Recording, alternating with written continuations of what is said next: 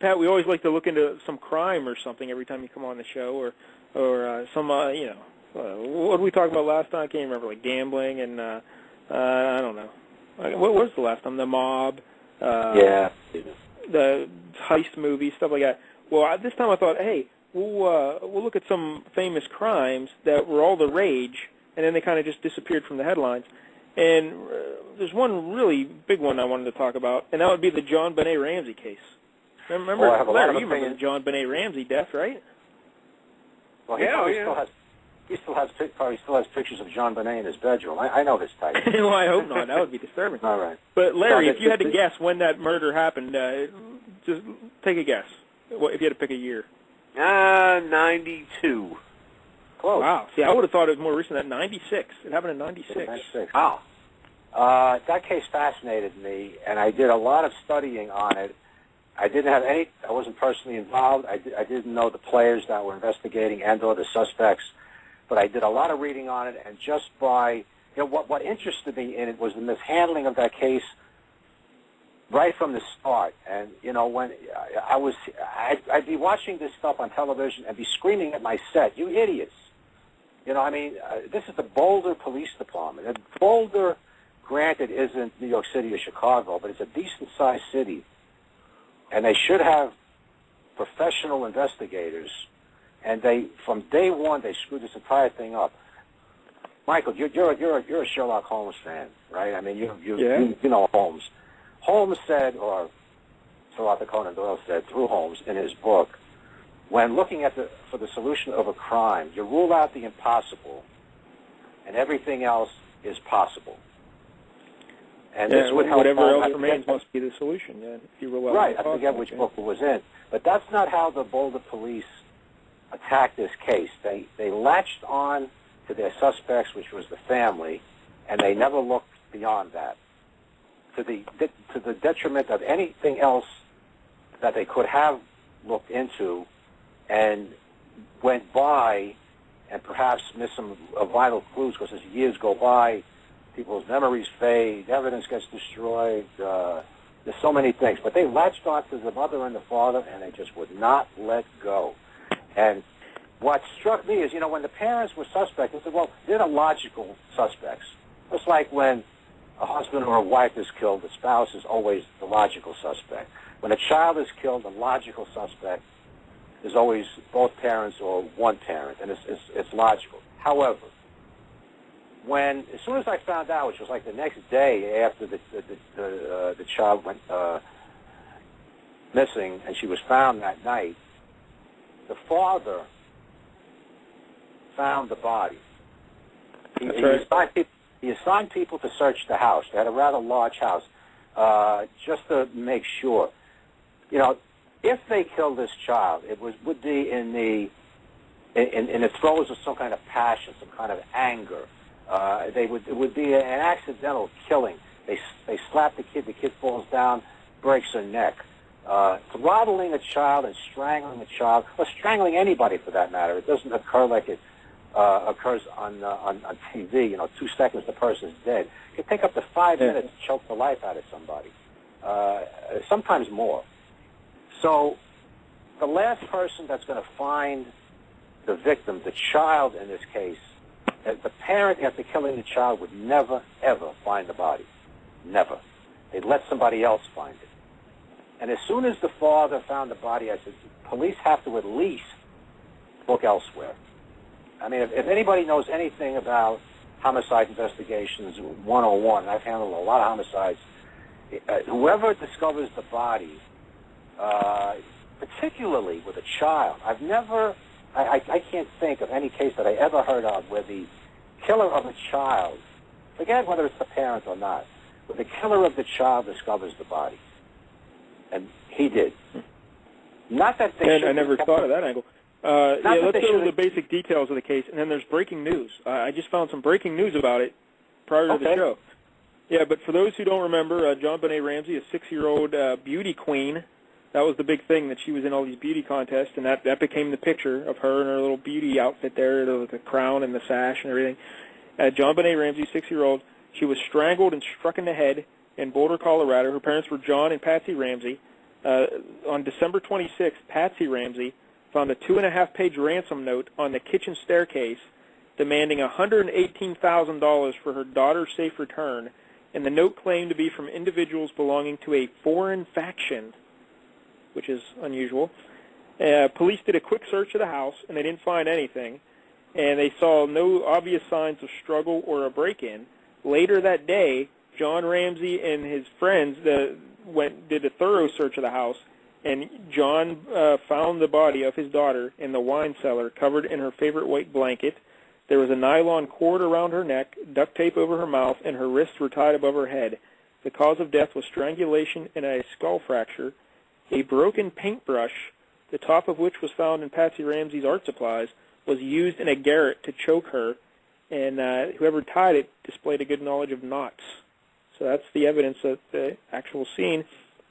There were no footprints in the snow outside the house, but later that was a big thing at first, saying, oh, no snow prints in the snow, then I guess no one could get to the house. It had to be someone in the house. But then they have a video of the scene taken that shows that the driveway was clear and there was a path to the basement window, which was didn't close properly and it was left open. So they always thought someone went in through the basement window, the possible intruder. The parents were the immediate suspects, as you said. Patsy, the reason they thought the mother did it was she killed her in a rage when JonBenét wet her bed, and she flipped out, killed her, and then tried to cover it up. Then some people claim John was sexually abusing the girl, and he accidentally killed her. She also had a 9-year-old brother, Burke, who was in the house at the time, and the Ramseys always said he slept through the case or the incident, didn't see anything, knew nothing. In 2006, a teacher came forward named John Mark Carr and confessed to the killing and was arrested, and he was later released due to lack of evidence. And it looks like is just a crazy fella who confessed. Yeah. Now, Pat, how common, did you ever see that when you were working cases, people just confessing to it even though they had nothing to do with it? Oh, absolutely. It happens all the time. That's why the police always withhold something from the public. So when somebody comes in to confess, they ask them about this certain something, only they don't tell them what it is. Either they know it or they don't. But you can tell the psychos when they walk in. I mean, that's why I was surprised. The New York Daily News had a headline when this guy Carr was arrested. I'll never forget this. Had a picture of Carr, and above him on the headline it said, solved. Yeah. I mean, talk about, this is how they rushed to judgment with the parents. Now, 2 years after this guy Carr got involved and then got uninvolved, the science of DNA evolved a bit, and it came up with something called touch DNA. Are you familiar with this? No, I have no idea. But the touch DNA is just what it sounds like. You know, you didn't have to leave saliva, sweat, blood, whatever, on a garment to get DNA. The mere fact that you touched something is enough to leave a DNA trace. And they found an unknown sample of DNA on JonBenét's clothes, which to this day they cannot identify, and these are the clothes she died in. So this automatically dropped the parents as suspects. Somebody was in there that night. They don't know who it is. So apologies had to be made, and all those years lost because they wouldn't deter with their suspicions of the parent. Nothing wrong with still maintaining your suspicions, but my God, look elsewhere. Yeah, in 2008, the Boulder District Attorney's Office, like you said, announced new scientific evidence from the DNA testing, and they cleared the Ramsey family, and they offered an apology, and that would be great and all, except it's 2008, and Patsy Ramsey died of cancer in 2006. So this woman went to her grave to deal with people suspecting she killed her daughter. I know. So, you know, and they also, and you know, people watch too much television. You know, the parents lawyered up immediately, and so would I. I mean, you're suspected of a homicide. What are you going to do? Well, I didn't do it. I'll talk to you about anything that you want. Anything you say, I mean, literally can be held against you. I mean, what the police would take out of this, you know, someone interviewed without the benefit of a counsel, if you're telling the truth, your story changes. You tell the same story over and over and over again, it's indicative of deception. The story's always going to vary. And, of course, the press would have leaped on this because it would have been leaked to the press that the father's story changed. I mean, this man isn't stupid. He became a multi-millionaire for a reason. The first thing you do is protect yourself, because you didn't do it, and get the police on the right track. And people took offense to the fact that the parents got an attorney. It's their right to get an attorney, and I would have done it too. Otherwise, they would have probably gotten arrested. Now, a couple of years ago, this was several years ago. I can't remember when it was, but I swear I saw something on like Primetime Live or something where they did a show about JonBenét Ramsey, and they thought that they had it pinned down where it was a guy who was doing construction in the area, and he had been working on the Ramsey house in the months ahead of previous, and he had been suspected of child abuse, and they thought that he was the actual true culprit. And then I didn't hear anything else about it. And today, when I was reading stuff, I didn't. Did you ever hear a story like that? No, but there was quite a few suspects along the line. In fact, there was a neighbor who lived down the block, a guy that I called Santa Claus. In fact, he used to play Santa Claus. I'm always suspect about adult men who play Santa Claus, but like our buddy the Ed.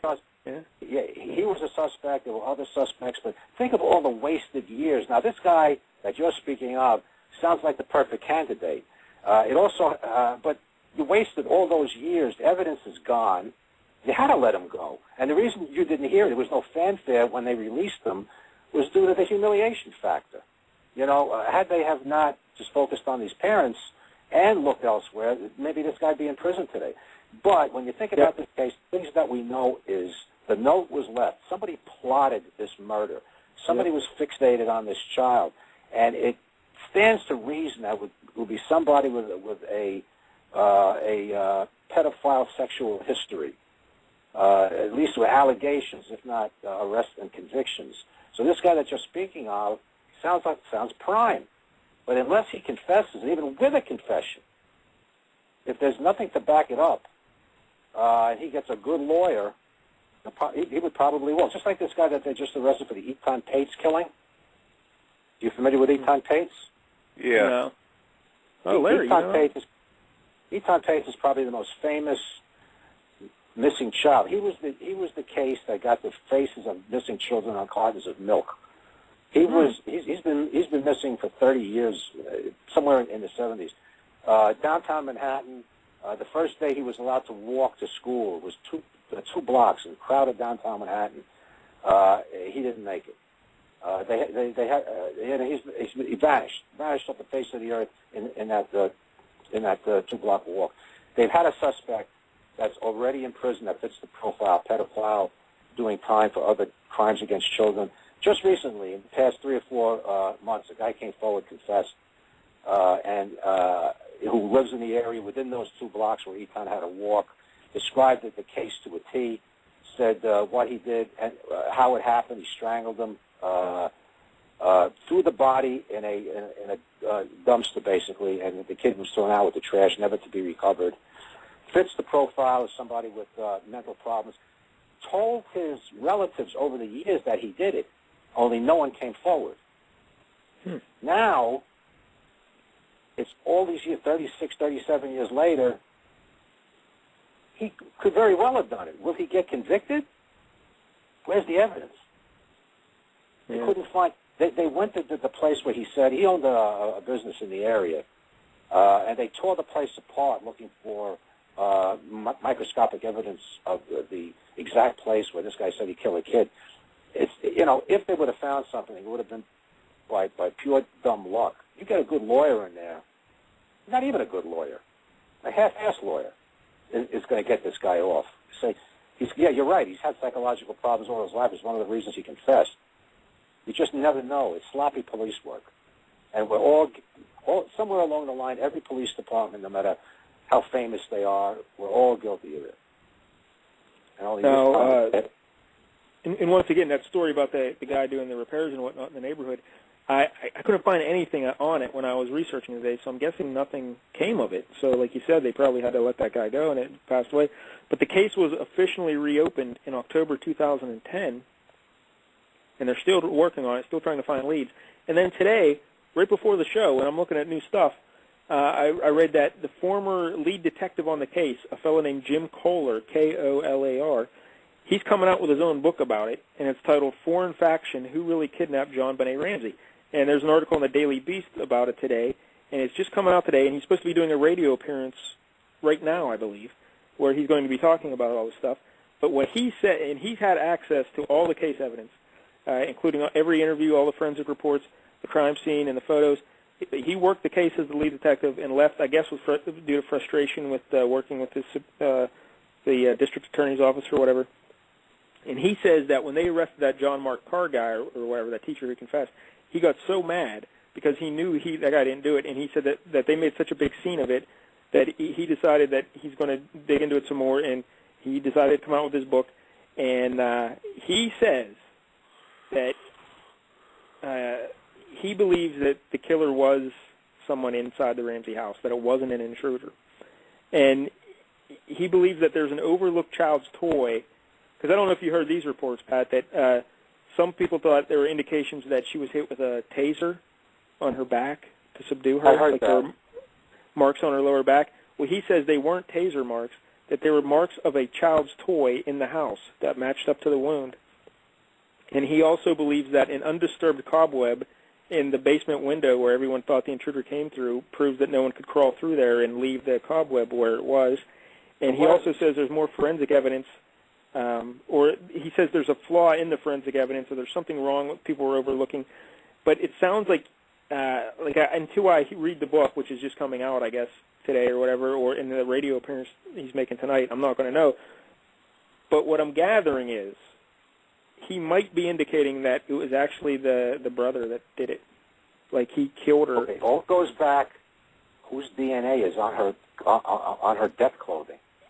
Yeah, well, because I guess the brother's been stalling police investigators for a while. He won't talk to them or something? The brother, it isn't the first time he's been named as a subject. He was 9 years old.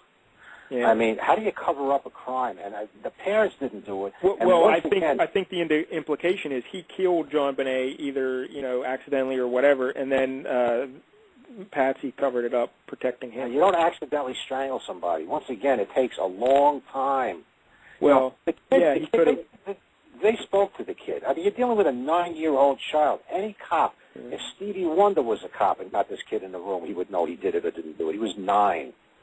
Yeah, so once again, I'm not saying that's what this Jim Kohler, is implicating, because I haven't read the book, but from what I was reading, it seemed like that might be the direction he's going. So somehow I doubt it. I think for a publisher, and Michael, you and I know something about the publisher. Well, he's putting it out on his own. He's putting it out on his own. It's self-published? Yep. Okay, but that theory about the 9-year-old brother doing it has been done to death. And unless he has some new evidence to connect the brother to something, which to me is incomprehensible. I mean, the person who did it felt ashamed that he did it because he covered the body. And, you started off talking about this book about these, it could have been somebody that the Ramseys knew. Is he trying to say, the Ramseys had people over the house that night? So I don't know. I was assuming he was just meant it's either Patsy John or Burke. And from the indication of a child's toy and stuff, it was making me think he's talking about Burke, but maybe, he's talking about someone else in the house. I don't know. Well, it had to be somebody. It was somebody in the house at the time of the party. It sort of becomes incredible that somebody could leave a room, strangle somebody, come back and assume his pre-homicide disposition, and no one take note of it.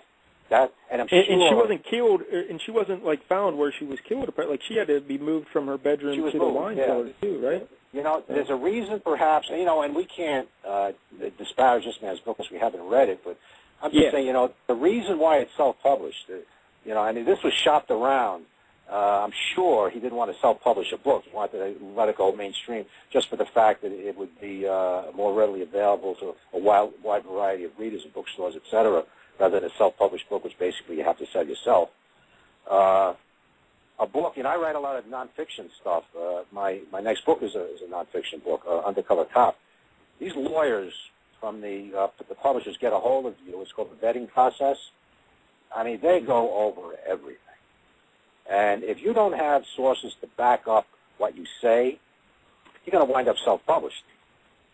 and then you can say anything you want. I mean, a lot of these people that are involved or were involved in this case are dead or don't exist.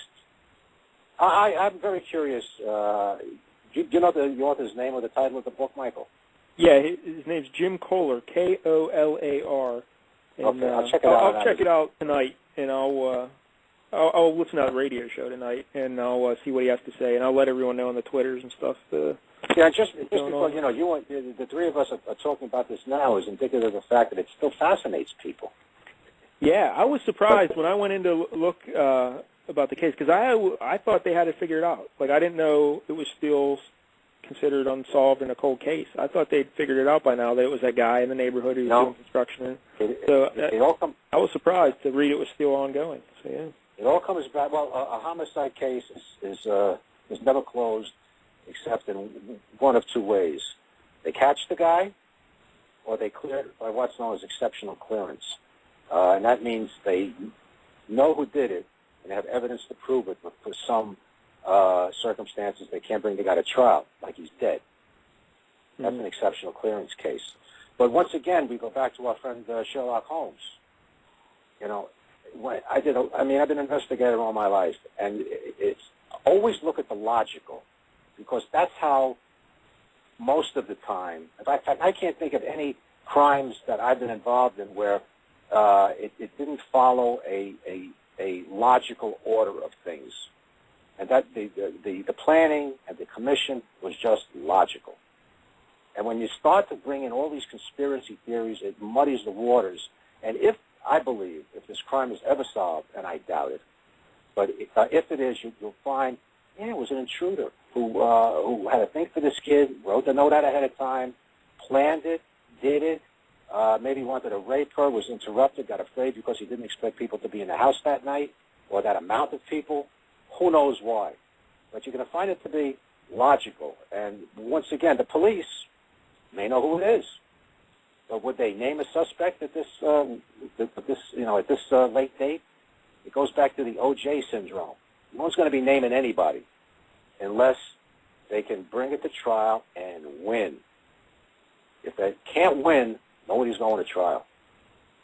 Well, like I said, I'll check it out and update everybody on the story. But, yeah, I was surprised to see, just today, there was breaking news about it. So I'm like, all right. Wow.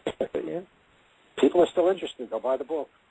Yeah, it's amazing. Well, Pat, we're about out of time already. Okay. There's some other cases where we're going to talk about, like Chandra Levy. Remember that case? And now they did figure that one out, right? She was assaulted by a guy when she was jogging, correct? Yeah, she went on a run. That crime was solved. The guy's doing his time. Yeah. That was another big headline crime.